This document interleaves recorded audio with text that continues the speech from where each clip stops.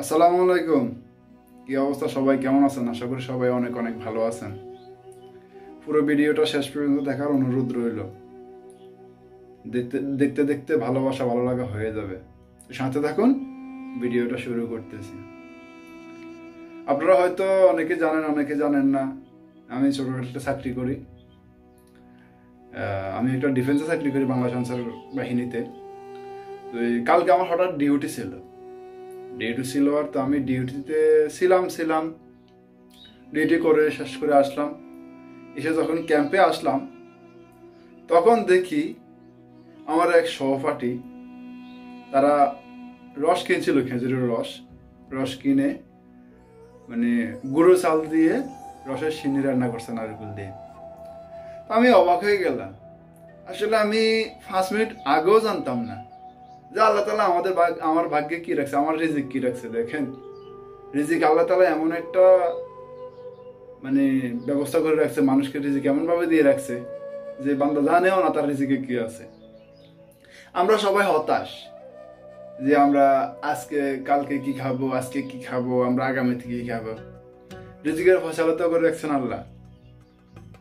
তা আমার হঠাৎ করে ওই আমার আল্লাহ তাআলার কথাই আমার মনে পড়ে গেল যে আল্লাহ, আপনি কতই না মেহেরবান, কতই না আপনি উত্তম ফয়সালাকারী, যে আমি বান্দা জানি না, আপনি আল্লাহ তাআলা সবই জানেন, সবই দেখেন। কিন্তু আমি জানি না, হঠাৎ করে আমি একটা অবাক হয়ে গেলাম যে যে বাড়িতে তো রসের সিন্নি পাওয়া যায়, খেজুরের রসের, কিন্তু চাকরিতে ক্ষেত্রে এগুলো পাওয়া যায় না। পাওয়া গেলেও রানবে কে, এগুলো নারকেল দিয়ে করবে কে, হাং ট্যাং, কত কষ্ট। কিন্তু আমার এক সহপাঠীরা তারা রান্না করছিল, রান্না করে আমাকে দিয়েছিল।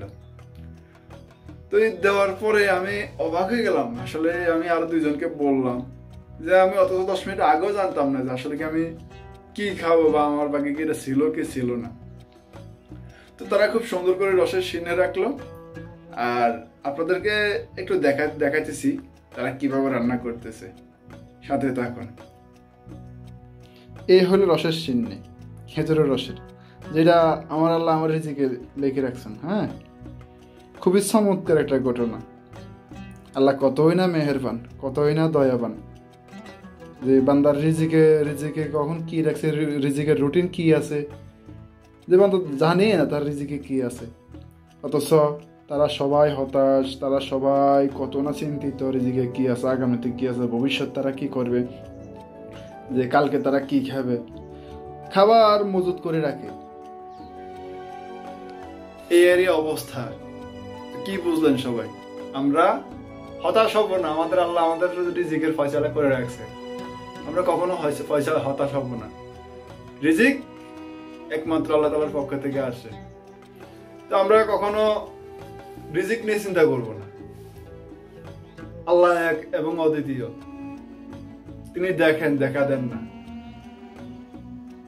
সুতরাং তার উপর ঈমান রাখতে হবে, তার উপর আকীদা থাকতে হবে, তার দ্বীনের পথে অটল থাকতে হবে। আমি এই ঘটনাটা আপনাদের সাথে শেয়ার করছি এই জন্য যে এই ঘটনা থেকে আমি যেমন একটা শিক্ষা নিছি, আমি একটা যেমন অভিজ্ঞতা শিক্ষা নিয়েছিলাম যে আমার আল্লাহ আমার রিজিকে কি রাখছে আমি জানি না, আমার রিজিকের রুটিন আমার আল্লাহ তাআলা রেখেছিল। আপনাদেরকে আমি সেই জন্য বলছি যে আপনারা কখনো হতাশ হবেন না। আমার এই ভিডিওটা যারা দেখছেন তারা হয়তো বুঝতে পারছেন, বা আপনারাও কিন্তু চেষ্টা করবেন কখন রিজিক নিয়ে হতাশ হবেন না। কখন কোন দিন কার ভাগ্যে কি হয় সেটা কেউ জানে না ভাই, একমাত্র আল্লাহ তাআলা জানেন।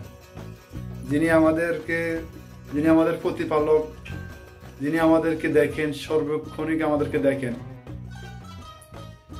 আমরা কতই না জীবনটা নিয়ে হতাশা, কতই না জীবনটা নিয়ে অভিযোগ আর অভিযোগ।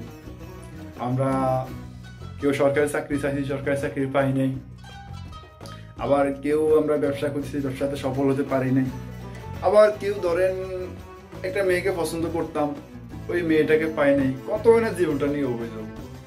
আসলে জীবনটা নিয়ে অভিযোগ করা না রে ভাই, জীবনটা ক্ষণিকের, যা পাইছেন তা নিয়ে সুখে থাকবেন।